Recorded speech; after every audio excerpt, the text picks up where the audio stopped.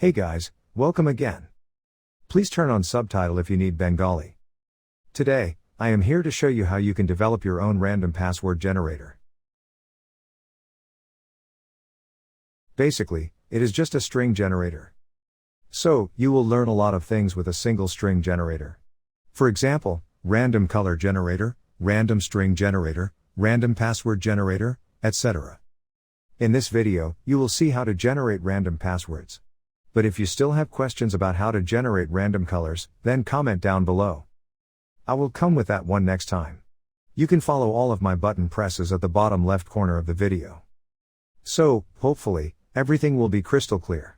Last, but not least, please subscribe and give a like to the video, also share the video who needs this. Hopefully, you will make my day by only pressing the subscription button.